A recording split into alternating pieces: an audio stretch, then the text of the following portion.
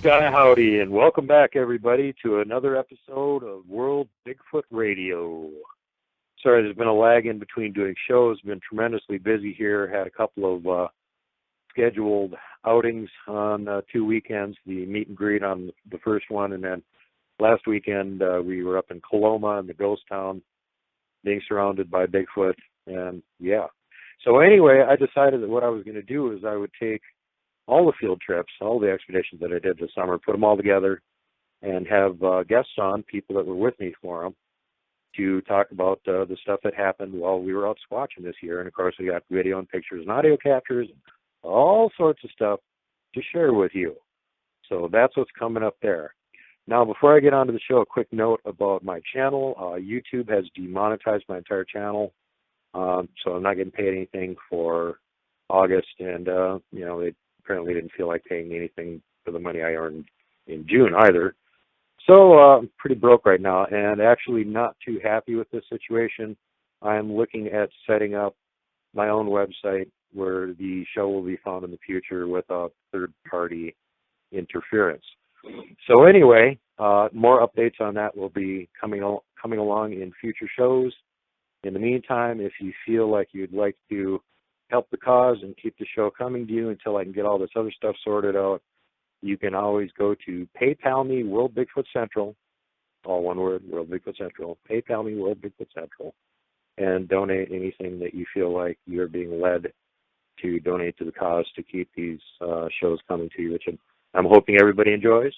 And I try and keep the quality high as much as I can with the zero budget that I have currently. But anyway, on with the show. So our next guest up is somebody that some of you folks are all going to be acquainted with already, and that is those that watch the Montana Bigfoot Project field research videos. I've already seen El Jeffy, also known as Jeff, hey, in action many a time. Say hi, Jeff. hey. And that's Jeff. And we just thought it'd be interesting to do a little recap on what we had found previously up in the Skalkaho. You guys have seen the Skalkaho Pass videos, and episode 48 of World Bigfoot Radio, Skalkaho Giants, with Richard Williams, and of course Jeff and Skunk Ape were in that one too. And so since the part of the show here, we're going to be showing what happened during the meet and greet when we were up in the same area again. Bear was up there videotaping, not the bear from down south, but Bear. But anyway, I just figured it would be interesting to have Jeff sort of give us his 2 cents worth on this, and he was also up at the Coloma thing, and we'll be talking extensively about what happened up there with him. And before we get into that any further, this is the first time he's actually been on the show and had a chance to talk very much. So I thought it would be interesting to mention a little bit about Jeff's background. He's actually a college grad. And what have you got degree in? Psychology and anthropology. And anthropology. What'd you write your paper on to get that degree in anthropology? Bigfoot. And how'd you get? What kind of grade you get? I got almost an A+. Well, that's I'd say that's so that's pretty good. And then, interestingly, when you were doing this was just when you were still in your, I'm a skeptic, but I'm leaning toward this is probably real phase. And since then, I've taken you out in the field a bunch of times, and you found your own tracks and seen and heard all sorts of interesting things. And I was wondering if you'd just be interested in giving everybody sort of a short version of what that was like. Yeah, so I definitely say that, when you first see a track, that really gets your mind going, and really started to turn my opinion around towards believing. And especially to see it, firsthand yourself, that's quite a bit different than actually, or just seeing a picture.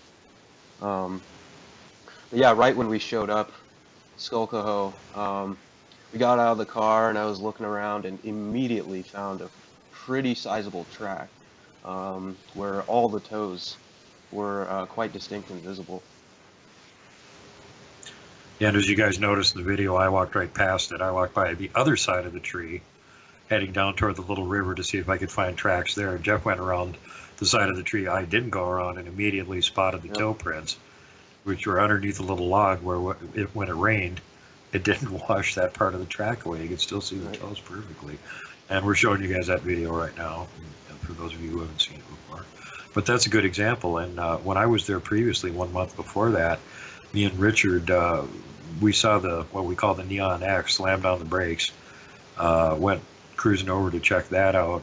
And on the way back, he was actually all the way over to the truck. I was halfway between the structure and the truck, and sort of looked over to my left, and there was a seep, and there was 4 big honking tracks, 18 inches, and really fresh.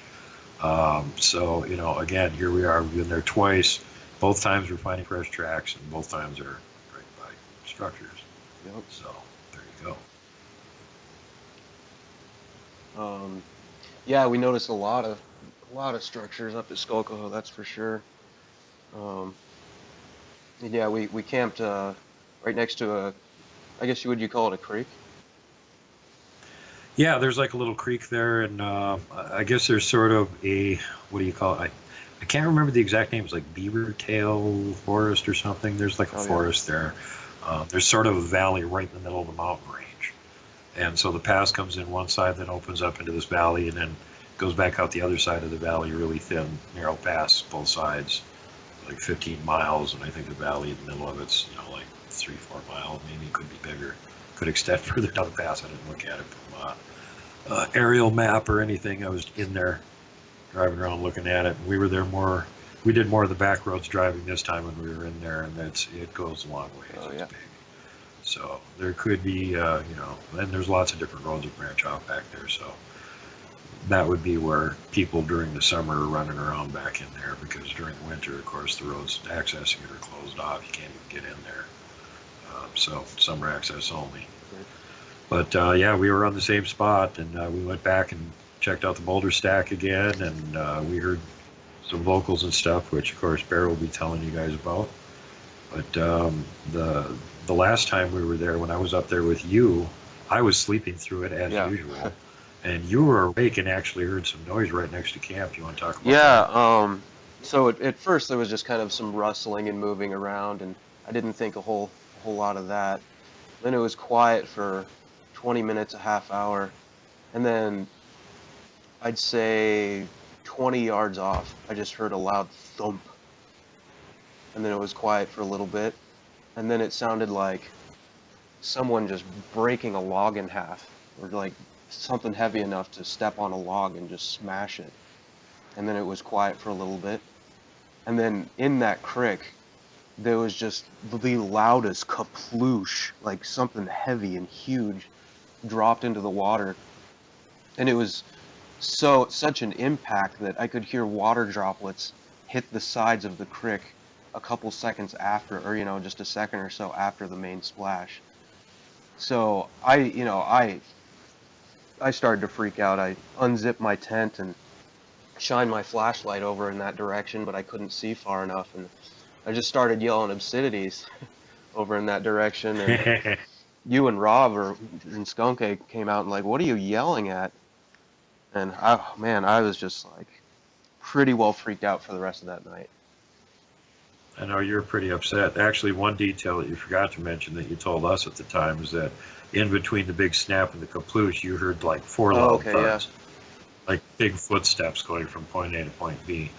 And just to let you folks know from approximately where you heard the snap noise to where the river was, again, and it keeps coming up like this, you know, a good 70, 80 feet. Yeah, it was quite a distance.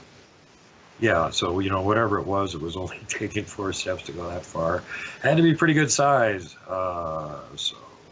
Just sort of the same thing happened with us up in Coloma, where we had something shaking my tent, run past the SUV, and then, you know, again, you could hear it was like a good 70, 80 feet away when you could hear the last thudding footstep, which again was like 4 steps. And beyond that, it was far enough away that it, you know, slowed down or whatever, and you couldn't hear it moving anymore. But yeah, they can cover some real serious distance really fast. The other thing that got me about that, what you were talking about that night, is that stream is shallow. It's like no more than, you know, like 3 feet, 4 feet. Yeah, not even. I mean, most of it, it's like not even up to your knees. You know, so what it would take to actually make this giant kasploosh that would throw water up on the banks and everything, you know, it's more than like a little deer running through it or something. There's no way like that was a deer. Absolutely not. Not even a bear would make that noise. No, and they're like more careful than Yeah. usually. Like grab some branch that's 4 inches thick and snap it off carelessly right next to a camp. Yeah. Humans are not a good idea. But we had a deer hug in camp last time when we were up there, and that thing wouldn't leave. It stuck around camp all night long. It was paranoid of something. Well, and again, Bears talked about that.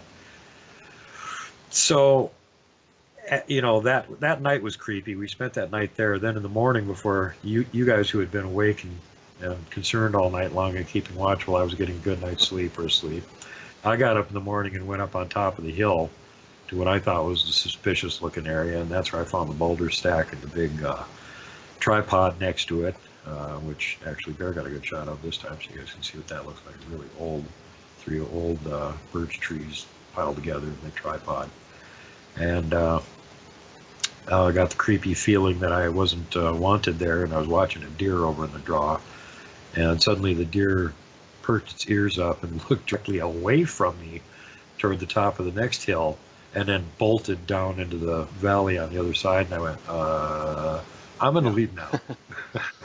And I came back to camp, and then that was about what time you guys were getting up, and we spent the rest of the day working our way down the valley and going just road squatching, finding all these structures and going and checking them out, and seeing if they were natural or something else had made them or whatever. And, this place is just ridiculous. The structures are all over the place, and big ones too. So now, fast forward to a couple years later, and we've been up in Patty Canyon and stuff a bunch of times since then. So it's sort of a different story for you now. You're like an old veteran. You find tracks all over the place. You've been up there checking out all the structures. They changed with me and checking out everything up there. Is there anything you want to tell anybody about what that was like? The Patty Canyon trips? Yeah, just in general, doing this occasionally, for a few years now. Well, it seems like every time we go up to Patty Canyon, there's structures everywhere, but they're always in like different spots. Like some of them have been taken down or changed, or there's new ones in several other places, and that just blows my mind too. And it seems every other time we go up there, we find tracks as well. Yeah, it's. I think they're up to where we're going and looking for them now, so they're probably not around there quite as much as they were. So we got to get sneaky and figure out where they moved to now. Which, no big deal. We could do that easy enough. Just follow the markers. But so now you're like a sort of a halfway a veteran squatcher. You've been out in the field a bunch of times. You haven't done any overnighters since the Skalkaho trip up until Coloma a few weeks ago. And you were anticipating that all summer long because you knew there was ghost or entity activity there in the old ghost town. And you had a nice EMF meter that was all shiny and new that you wanted to try out. So in addition to doing the squatching thing, you thought you could have some fun with that thing too. And, we got the documentation of that for you. So as you guys have already heard from Shane, what happened to him the first night that we were up there and what it was like when these guys all came piling in. But I'll let Jeff take it away from there, and he can recount pretty much what happened from the time they showed up, and I think it was like around 5:30 in the afternoon that you and Travis showed up, and also Michael showed up in his vehicle. And set up your tents, ran around, quickly found all kinds of tracks that you took pictures of, and made us feel bad because we didn't find that much of anything the day before. We totally got like skunked running around looking for trails and stuff, not finding any good tracks. And you guys all showed up like within an hour. You had all kinds of pictures, and we were like, "Oh, you suck." But you don't always find the damn track. Somebody else in the group gets to find them sometimes. Anyway. So then, after you got back, just let everybody know what happened from there. So let me think. So on the way out, actually, I brought the EMF detector with me, and it was getting absolutely no activity.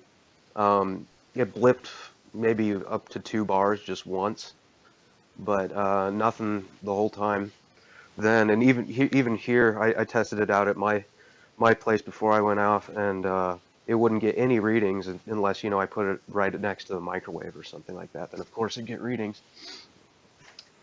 The ancient leaky Right, yeah. microwave. And you did the cell phone test Right, with yeah, it I too. put it right next to my cell phone. I got a little bit of EMF activity from my phone, but not a whole lot. So anyways, yeah, we spent most of the day just kind of walking around, looking at all the abandoned buildings, which was awesomely creepy. I enjoyed that a lot. And so we got back to camp. I think we just hung out for a while and waited until it got dark.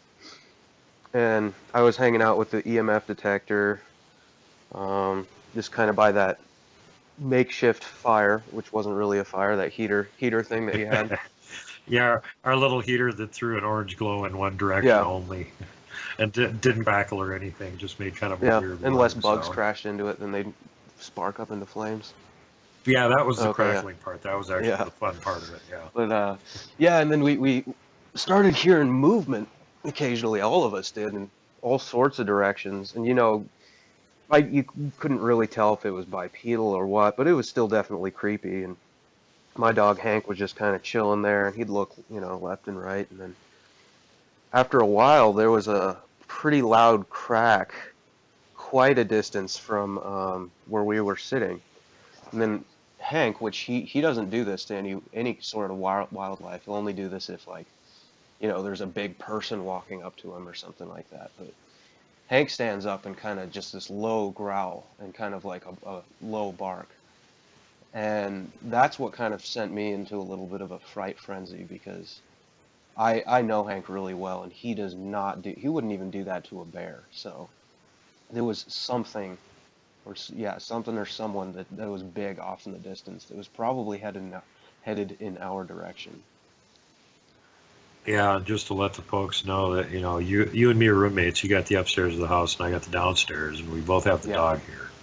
So I get to have Hank around me all the time too, and I've never seen him react like this before.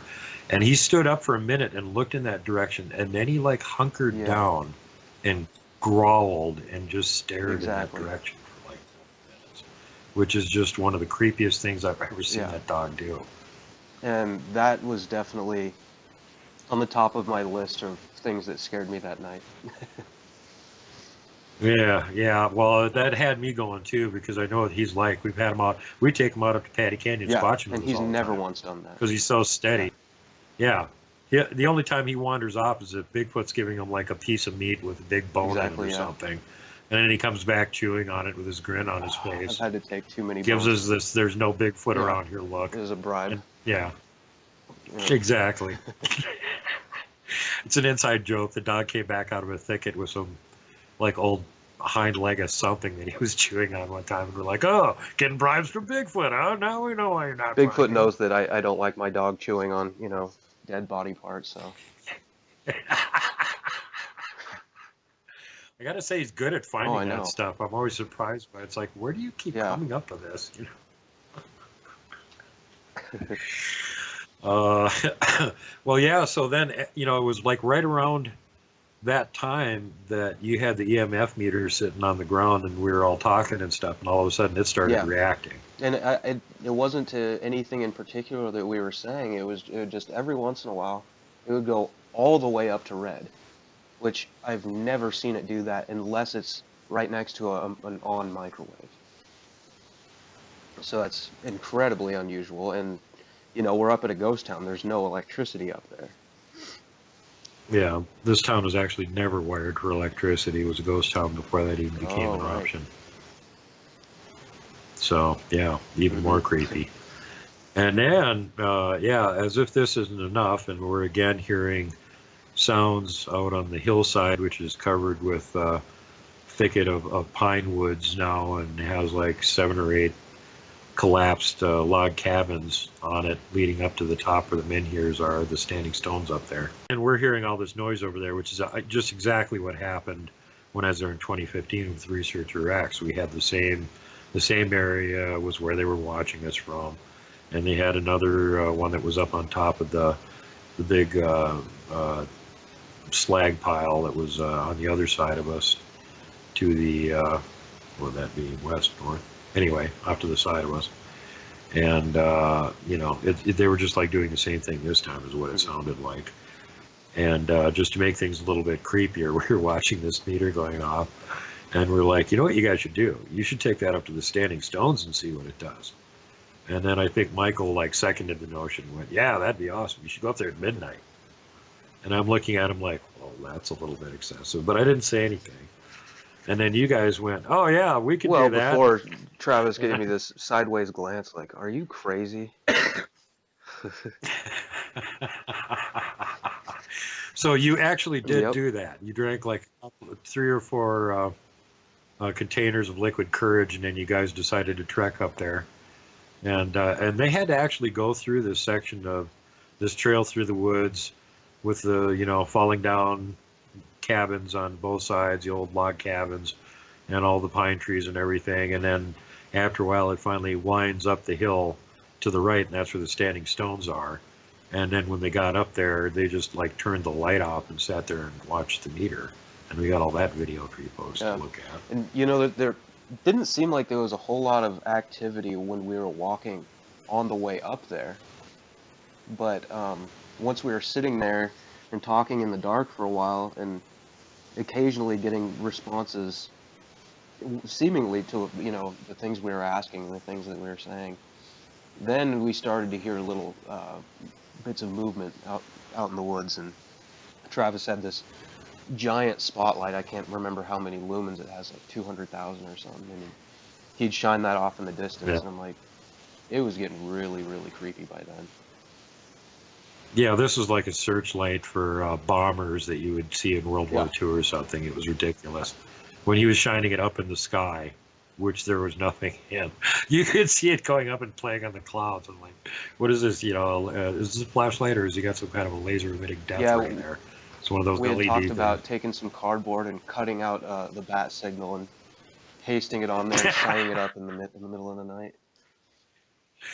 It would have actually worked. You would have had people in the little town a few miles away going, "Hey, Batman's Yeah, we up would have there." gotten Sid swooping in. So yeah, that was the other thing I noticed that Travis mentioned that a few times, and I think he even got it on video once, where he kept hearing stuff over in the woods where you guys were sitting up there in the dark, and it was freaking him out. Yeah. And I heard a few of them. He heard quite a few more than I did, but then I started to notice that it seemed like the movement was starting to react with the EMF detector as well, not just like, what we were saying over there. So after a while, you guys can listen to all the questions and answers on the video, but after a while we started to head back down, and then the EMF detector went back to 0 until we started to hear movement again when we were about halfway back down, and then it would spike back up to red. Yeah, that's the spot where you actually put the light on the meter and it almost kind of washed the colors out. You could still see that it's clipping right up into the red, though. But you guys are like, you've actually come down the hill from the Standing Stones, you're back into the woods, and you're like literally in the middle of that chunk of woods where the falling down log cabins in the forest, and that's where we keep hearing the Bigfoot noise all the time. And that's right where it decides to go completely kabonkers again. And you got the video of it. So, yeah, that was quite an experience for sure. Definitely the adventure. That was indeed creepy. Okay. So, we're up at Coloma Ghost Town. Right on. Coloma is built on top of an Indian burial ground. This way. Oh, okay, you lead the way. Come on, Hank. So this place is very, very haunted. And very likely has Bigfoot. For those of you who think that that's bullshit, it's not. Hank.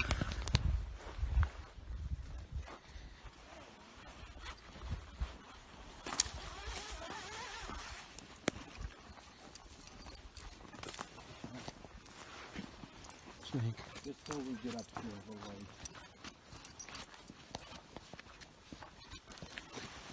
Hank, come on.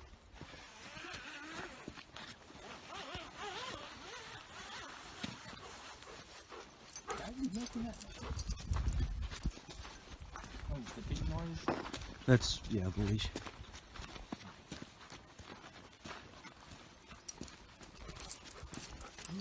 Wow, it's getting pretty chilly.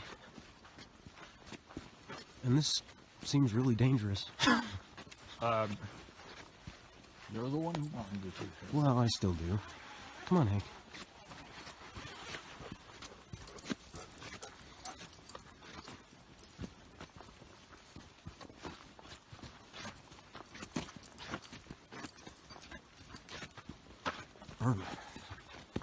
Hank. It seems like it gets really cold every time we go next to these cabins. Yeah. Holy shit. This is so different walking at night.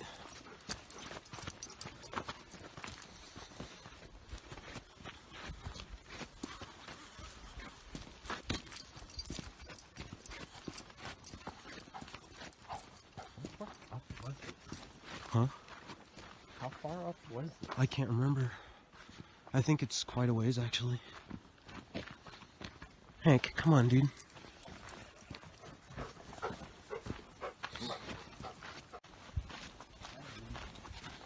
You didn't go to bed, did you? Hank.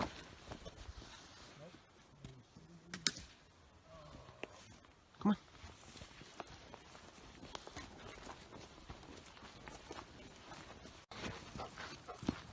It's like that just became really fucking dark.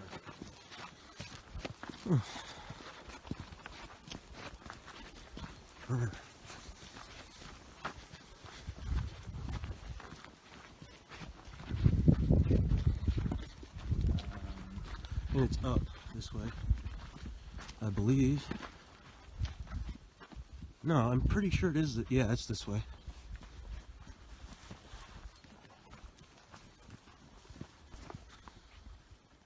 You can't see it on camera. That's kind of weird. There's Mars. Yep. Oh, shit. Totally seems like a cabin in the woods scenario. Shine your spotlight at that. Yeah, dude. Pretty well creepy. Come on, Hank. Okay. Right here. Hank. Come on. Oh. I didn't notice that before. Steps. Yeah.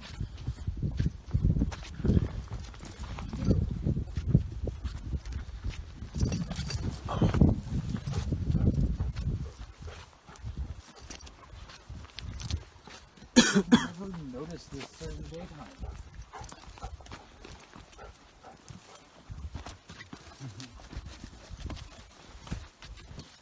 Things to buy an expensive pair of boots.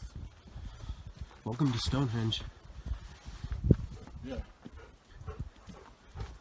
The penny's gone. Oh no, it's still there. Oh, okay. That was... That's a good way to freak me out. All right. Yep. There is a Mountain Dew bottle. How rude! That is pretty rude, actually. I should have gotten a picture of that sign that says, "Warning: fine and imprisonment for digging up Indian remains." Okay, so can you hold Hank too? Is that an ability of yours? Ability. Time to shut off the flashlights. So dark up here. Yes, it is. So smoky. No, down there. Is anyone up here? Couldn't he? Salish. Salish? Blackfeet. The patch is too far. Yeah. Crow? Crow's too Crow? far. Crow. We got a reaction out of Blackfeet. We got a reaction out of Crow as well. That is that you? Hello? Can you hear us?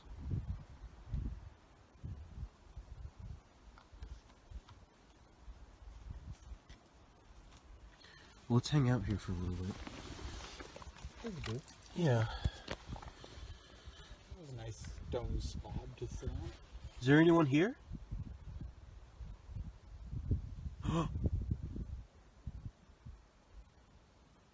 You should come closer.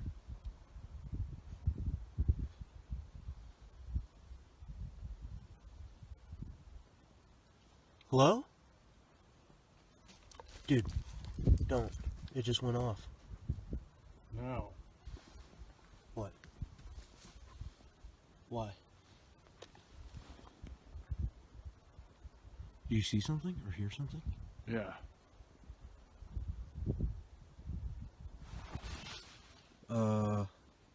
Yeah, right when you shut off the light. Dude. Hello? Are you sure it's not under an antenna? No. Dude. Hello? Come here.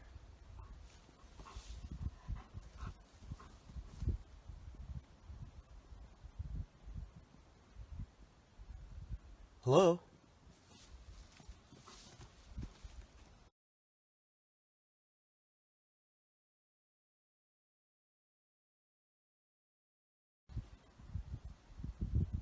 What was up with that, dude? That's not normal. Like, at all. Hello?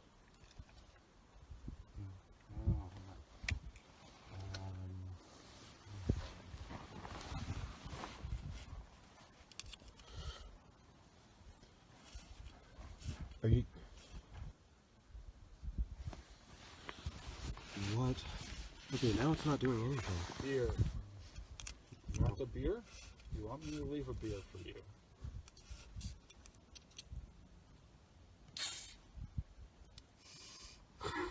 Are you serious? Dude. Would you like a drink? Are you here with us? Okay, I'm starting to get a little bit creeped out. So they are here with us. Sky barrels were entrances to the heavens.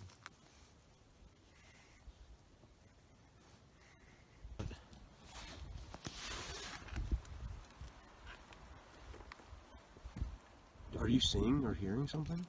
Yeah. I'm trying to sit there and ask you a question. I hear something there.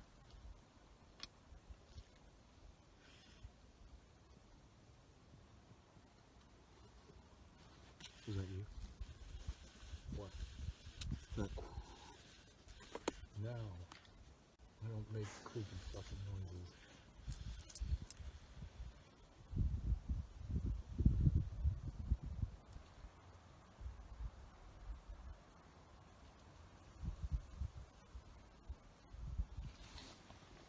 So, how large are these, like, giant things?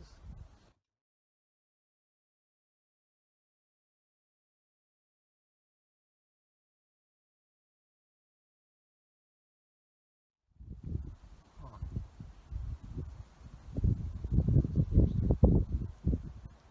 Is anyone here? Hello?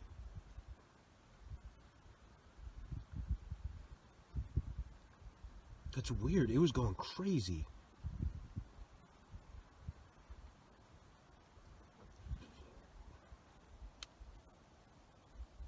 Hello? No, Hank, that's just me. It's just me.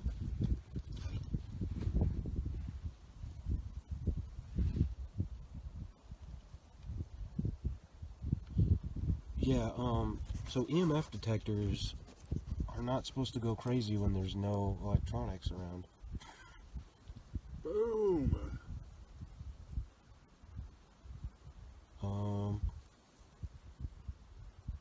Hello? You're close.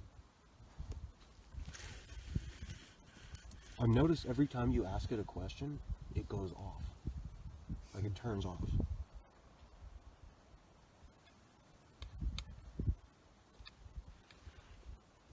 Hello?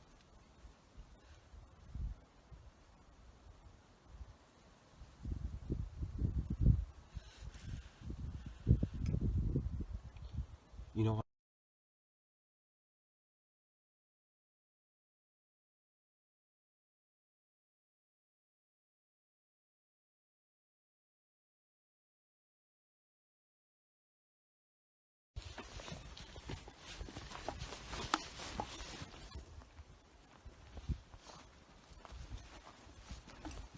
that is them, right? Yeah, it's them. They're shining up the light, dude. They're shining the light up here, dude. That's them. Look.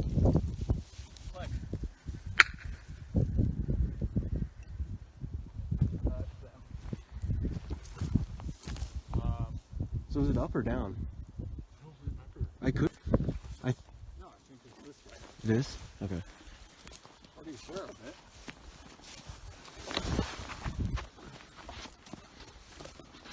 I think. I don't remember. Let's just keep walking. I think we might be going the wrong way, though.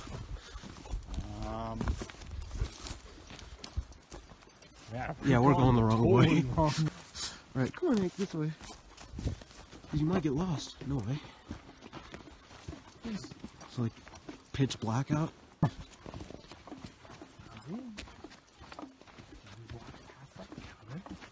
Yeah, we did. It veers off to the left up here. At least I hope it does. They seen me do this, remember? Yeah, I know. You don't need to do that anymore, though. Oh, it's about to die.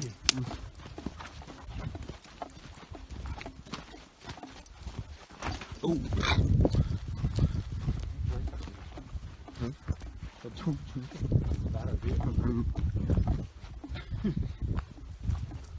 Just go up or down. I don't know. And also, ever since we came down, this thing hasn't blinked once.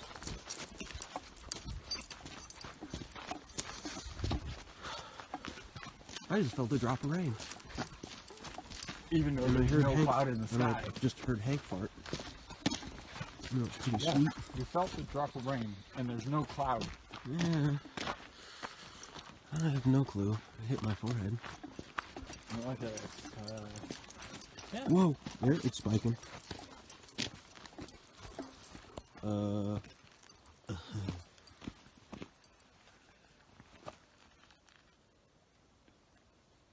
Wait. There's something moving over there, too. Oh, I quit. I'm fine. Well, now. What? Come on, Hank. Okay, the moment I shut off the light, was that you? Okay. No, the moment I shut off the light, it quit going crazy.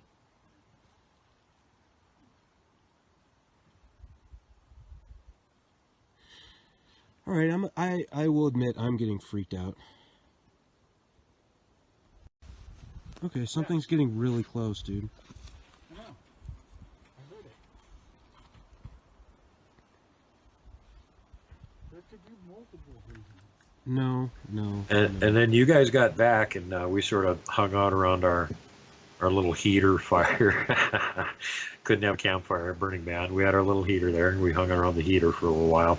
And then my back was hurting really bad, so like around 1:30, I went to bed. And then I guess you guys stayed up for a while more, and then headed back to your tents. And the other guys kind of went to sleep like 2:30, and they recounted what happened to them. So now you guys got back over to your tent. You had another little trick up your sleeve for old Bigfoot, or entities, or mountain giants, or little people, Yeah. or whatever, cows, anything that could sneak up on you. You had a new app for Yep. your phone that would kick on and record any unusual sounds around you and give you a time signature. Exactly. for it. So, say if you have, it's supposed to be used for a sleep recorder. So if you're like talking in your sleep, then you can hear it later. So, if you're in a room that has a fan that's constantly going, it realizes that that's a fan, so it doesn't record. So it only picks up unusual noises that aren't normally around. Very interesting. And you got some real interesting captures. Oh, yeah. In fact, one of them is in the promo that I did for the upcoming WorldBigfootCentral.com, Okay, yeah. where at the beginning you hear the two big footsteps crunching in the twigs, and the caption says, "Listen, you can Yeah. hear it coming." That's literally a sound capture Yep. from your tent. Yeah. So Well, you got some activity oh going on man. over there, man. I mean, Michael had him trying to sneak up on his tent before he even went to sleep, and you guys heard what happened with Shane Yeah. when he got up at 4 o'clock in the morning and saw one. But these guys apparently had the things messing around over by their more isolated tents, right next to a fallen log Yeah. cabin, all We night had the long. doors facing towards that log cabin for, security reasons and probably just to freak ourselves out on purpose a little bit too. As if you Yeah, need well, more. I kind of regret it, after the fact. Who am I to talk? We were listening to episodes of Sasquatch Chronicles to calm down. We were up there last Yeah. night. So same thing. Yeah, the terror level isn't high enough. Let's listen to Wes and scare ourselves some more. Yeah, anyway, so we were kind of just laying down for a while. There wasn't a whole lot of noise, and then we started to hear like rustling and stuff. I'm like, Travis, do you hear that? And he's like, yeah. I'm like, what do you think that is? Do you think that's a tree? And it's quiet again for a while, and there's like more like louder rustling, and he's like, I hope it's a tree. Oh, Yeah. God. I mean, thinking back to that conversation now, it's kind of funny, but when it was happening, it was not funny. It was really scary. And yeah, so throughout almost the entire night, there was movement and sounds, and it just got particularly scary when I started to hear crunching right next to my tent, and it was kind of a one crunch, then about a 2 or 3 second pause, and then another crunch just a little bit closer, and the kind of velvety material on the tent, something swiped along the tent, so it made that like woo kind of noise. And I could actually visibly see it indent a little bit on my tent. And I guess Travis was saying that something happened to his tent too, and he woke up and he's like, dude, there's something messing around with my tent. And then it would go quiet for a little bit longer, but there was one point earlier on in the night where when I first started hearing those crunches, I got up and grabbed my bear mace and started, threatening it like, if you're gonna get any closer, I'm gonna punch you or shoot you or something. And eventually, And let's show them the okay, video of yeah, that right now. Here we go.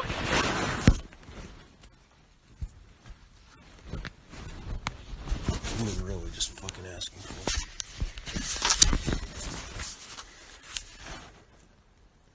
Probably should have just left me alone, but no.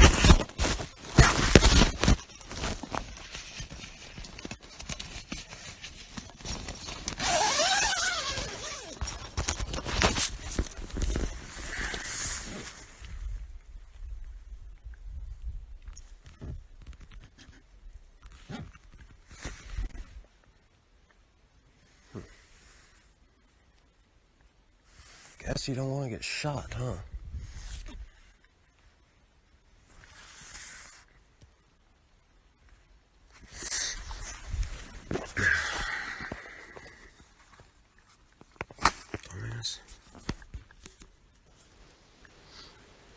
Okay, there you go. I think Jeff did a great job of being a cameraman on that, and actually being in the thick of the action simultaneously, proving that you don't need a cameraman to go out and do this. You could be your own cameraman while you're scaring away Bigfoot with your bear mace. Just double-handed. Yeah, exactly. Just get an extra limb attached somewhere. So I'm not even sure how you did that, but we'll let everybody rewind and look at it again. I was pretty impressed. I was like, wow, man, considering he's climbing out of the tent in the dark with a flashlight and his phone and the bear mace, and he's yelling at and Oh, but yeah, that was Okay, pretty yeah. organized. I'm not even sure exactly how I did that either. I was probably just like, I know. That's why I watched it a couple times already and went, wait a minute. I How was did he probably do so this freaked out that exactly? I just like immediately grabbed stuff and just pointed it in one direction, and somehow it all just worked out in the end. But so now, what time was it when you did that? That was like way I after think 2. so, yeah. I'd have to go back and look at the time signature, but I think that's right.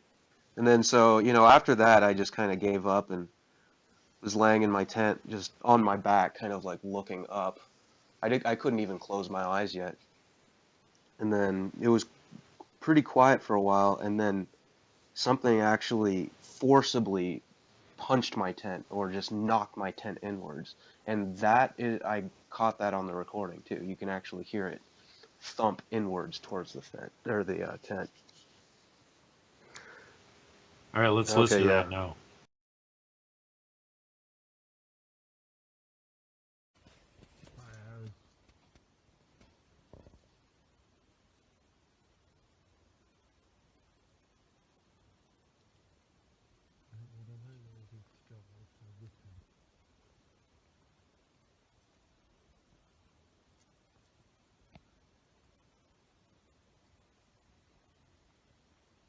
If something actually shakes my tent, I'm going to punch it.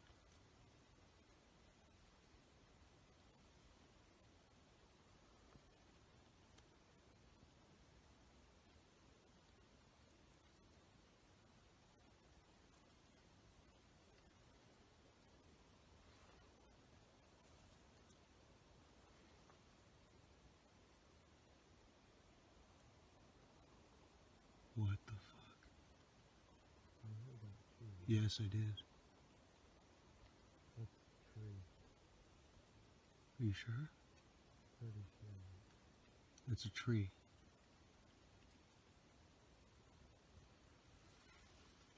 Dude, I don't like this.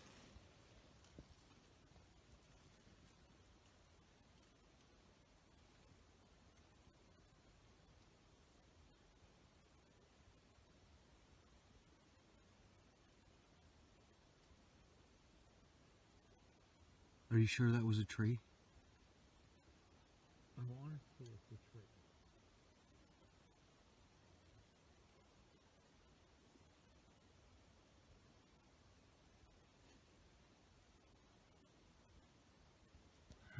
There was a tree creaking back and forth. That's what I think it was. What it was.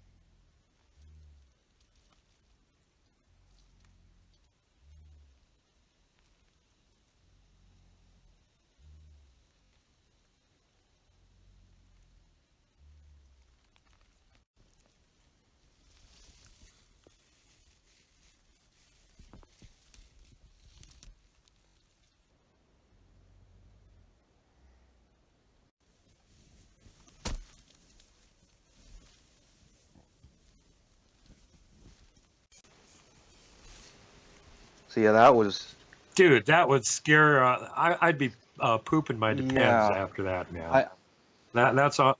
The last time I was up there, they were shaking my damn tent. But I don't know, getting your tent punched is pretty yeah. bad too. I couldn't move or like close my eyes for another couple hours. Eventually, I fell asleep, but it was even still after hearing crunching, moving around. Uh, yeah. I know now you look back on it and you're like, wow, that was sure thrilling. But at the time, you're like, why am I Yeah. here No, again? seriously. What made this seem like it was a good idea? This is really not Well, fun. after some of those steps retreated, after a while, I heard way, way off in the distance. It had to have been like 2 miles or something, just whoo, whoo, which, it could have been an owl, but it had to have been a huge owl. And Oh it just, yeah, I could yeah. hear There's it. like 400 or 500 pound Yeah, owls up there. I could just hear it echo throughout the entire area. And it wasn't dead still. I mean, we had a partial moon, so there was a little bit of light you could see by, and there was a little bit of air movement. It wasn't completely dead Right. still. So you wouldn't expect it to echo I that know. far. Yeah. But, those extremely loud hooting noises were quite a bit more comforting than, stomps around my tent. So I quickly fell asleep after that. Yeah, and then in the morning before we took off there, I think it was Travis that was over. When I'd been up there previously with Researcher X, there was a still partially standing building, which wasn't made out of timbers, was made out of actual um, boards that had been cut at sawmill. So the rich got lived there. But that building is now actually fallen down. So we're sort of like paying more attention to what's on the other side of it. And on the other side of it, there's an actual log cabin that's also collapsed. And Travis is over there looking around, and lo and behold, there's an entrance Hmm. to the mine underneath it. And it's about like, how big do you think that opening was? Two and a half, Yeah, three there feet? was not much space there at all. It had to, Well, if you're a little person, you could walk through without bumping your head. yeah. But, yeah, even just being around spaces like that was pretty creepy. Because they were like partially Yeah, closed and stuff too. yeah. And then me and Shane found another entrance to the mine that was further down the mountain from there. And apparently, you and Travis, when you were up by that one lightning struck tree, show picture now. There's another entrance up there that almost, when you're away from it, almost looked like it was an animal burrow or something. But when you got a little bit closer, you could tell it was like Right, another yeah. entrance. And that's like quite a ways up, further up a ridge on the mountain from where the town's actually sitting. So the mine is not only underneath the town, it's above Right. the town Yeah. too, and around it, it's all over the place. And a lot of it apparently is still intact. So, in as much as there's rumors that the little people are up there at Coloma and Garnett, all over the top of that mountain, which is about 4 miles. Here you've got perfect places for them to live. I've seen little person tracks there in 2015 down at the base of the cliff below the town, and now we found a couple more nice viable entrances for them. And then you've just got the presence of apparently the Squatch being around there all the time. And they like, if they've got an already handy pre-dug caves, old mines, perfect place to go hang out. So they got their little hidey holes to get out of the really nasty weather, assuming that's an issue. Yeah, it's probably more like, it's getting too hot today. Let's go hide in the cave, wait till night. But yeah, so that was some creepy stuff there that night. And then in the morning we took off, went road squatching our way back down again. So how would you rate the overall experience? Did it live up to your expectations of being creepy enough, or was it too mild, or what did It you? was just the right amount of creepy. just Yeah. the right amount. I'll say one thing for that town: even on the most beautiful day, it's sunny, partly cloudy, blue skies, beautiful, da da da da da. It's Yeah. creepy. Right in the middle of the day, you're walking around and you're just expecting something to like jump out from behind a tree or an old collapsed building and And go some of after it, you. And that's in the yeah, middle of the and some day. of it's like it's dead silent. Like it's way too quiet in some spots, and it's just like this Yeah, ominous feeling around you. yeah, I've noticed Yeah. that too. Yeah. There's a few ominous overgrown trails that nobody seems to use anymore that are particularly suspicious in my eye. Uh, but man, oh man, that was really great having all you guys up there with me, and the fact that nobody got like mugged by a ghost or stepped on by a Bigfoot or anything was just even so Yeah. much better. Yeah, it was good we didn't see Travis in his tent slung up in the tree the next day. Yeah, I can't remember what we were saying. We were joking around with him about something that he'd wake up in the morning and his tent would actually be hanging Well, from a tree someone, branch. I can't remember who mentioned it, but they were talking to the EMF meter, and they're like, "Is Bigfoot gonna sleep with Travis tonight?" And then it just blinked, and we all just started laughing, and that was an inside joke for a while after that. That's what it was. Yeah, that Travis is going to end up in a Yeah. tree in the morning, unzip his tent and fall 10 feet and hit the ground. Right. Poor Travis. Well, that's the other thing that got me, because whatever it was definitely pestering both you guys, because you didn't have your tents like what 10 feet away from Yeah. each other. So like, yeah, if it's over there messing with one tent, it's right over next to the other one too. And according to the sound captures, man, like every 15 minutes all night long, something was Yeah. over there messing. No, with it you was guys. not easy to sleep.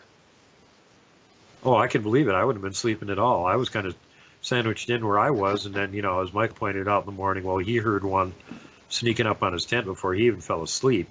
In the morning, he got up and went over to where he had heard the noise, and he found two big footprints sitting there. And it was behind this big, good-sized big tree. If you peeked around one side of the tree, that's where his tent was. If you peeked around the other side of the tree, you could see my tent.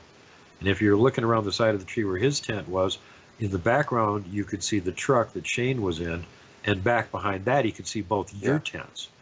And he found both tracks, right and left, just standing there. So one of their sentinels was standing there, like, watching us to see if anybody was getting up, while the rest of them were, who knows what, messing around, looking for stuff that we left lying around, or who knows what they were doing. But I'm sure we were a novelty to them, because judging by the no activity there whatsoever, I mean, look at how much dry wood there was laying on the ground, and nobody's been burning it. Yeah. And the next day there was some tourists that showed up for, I don't know, 2 minutes and then took off. Yeah, yeah, yeah, exactly. And we noticed that the last time we were up there, we were there for like 3.5 days, and you'd have people show up in the afternoon on an ATV, or some people came through on horses one time, or, the sightseers would show up and ride around, take a couple pictures of the collapsed ghost town, get the chills and leave. But there was like within a half an hour of dark, nobody was there. We were the only ones that were up there at night. So I get the feeling the local Squatch think it's like quite the unusual situation when there's humans up there for them to go check out. They're probably not used to that at all. So get more interesting interaction. They're not burnt out on humans. We're still real interesting. Oh, what are humans doing up here? You guys are supposed to be scared and not be up here at night. Yeah, I'm sure they figured that out, because by the third night we were there, they were doing their best to make sure we weren't staying a fourth night. You start slamming your tent back and forth, and then slap the SUV when they run past it. It's kind of like, yeah, okay. We know you're here. We're leaving now. We're not staying. I tried. She just didn't want to stay for another day. I don't blame her. Well, is it? Yeah, I mean, I can't either. Well, so now that you've been at this for a while, what are your thoughts on Bigfoot? I'm going to give you the Wes Germer question that he always asks everybody. What do you think Bigfoot is? I mean, I think that Bigfoot is just a primate, just like a human, but I don't know. Definitely, not on the same lines as like a chimpanzee or an ape or something. They're far too intelligent to be, that subhuman. And I don't know if it would be like convergent evolution or what, but I feel like they're not some sort of extra supernatural force that, can teleport or whatever. I feel like they're flesh and blood beings. Yeah, and again, you got the physical evidence for that. You yourself have found the tracks, so like, flesh and blood animals leave tracks. That's pointing a lot toward flesh and blood animal right there. So the other thing is that, what did do you mind sharing with us what it was you wrote your paper on? Let's see. It was on 2 different studies. Let's see. One of them was, oh shoot, wow, I can't even remember the names of the articles anymore. But one of them was a DNA. Well, you did the Right, you did the genetic study, and then what was the other thing? It was like a look at available food sources and cover and land availability. Is there enough of that? Yeah, something along those You took lines. apart. Yeah. And for the DNA studies, you were just referencing Melba Ketchum and Brian Sykes, Yeah. if I remember right. I could not poke any holes into the DNA study. That was something that, and it was, I gotta say, a lot of it was quite a bit over my head too. Even, for being in my senior year for anthropology, a lot of it was just way over my head. But the things that I could, pick apart, I couldn't poke any holes in their arguments. So what you're saying is there's from what you could tell, and again, you're not a genetic Right. scientist or something, throw major, but from the part of it that you understood and everything, it seemed to you like there wasn't any flaws in the thinking Exactly. or methodology of Dr. Right, Ketchum. yeah, and I even looked at their correlation coefficients and everything, and a lot of they seem to match up. They didn't leave any of those variables out. Right. Yeah, she seems to be very thorough. I mean, there's no doubt that she has her credentials are impeccable. This woman's word of her, they have her testify in court over DNA evidence, so her testimony is worth a lot. And it's one thing to have the DNA science part of it, which she does for humans and for animals, but she's also done the actual testimony in court. So, in a court of law, her word is good. But somehow in the Bigfoot community, it's not good. I don't Seriously? I mean, I only focused solely on the paper itself. I didn't go into anything else. But still, that paper, like, I couldn't find any flaws. So I don't know. Yeah. Well, Melba, you need to be on my show. That's all there is to it. Come on to the show. Come on. Give up. Resistance is futile. You got to come on the show. Come on. And you know what the best reason to come on the show? Come on. Yeah. That's why. Right there. It's very rewarding. Because I'm not going to beat you up because you did a great job, and we want to talk about other stuff that you worked on and may be working on now. So come on the show. Anyway, I'm just tickled pink to have somebody that's an anthro major out there in the field with me and taking a look at all this stuff and been able to convince him beyond a shadow of a doubt that the critters are really out there. The only thing he hasn't had experience-wise yet is an actual sighting. Everything else, you haven't smelled one of them yet. I think that's thank God. I think it's a variable thing with them. I think it's kind of like a skunk. They don't have to stink. They just kind of do it when they want to. I don't know if they're cutting one or if it's like their sweat glands go kabloobers on them when they get all excited and make them stinky, which could be, who knows. All right. Well, thanks for coming on. We're going to get back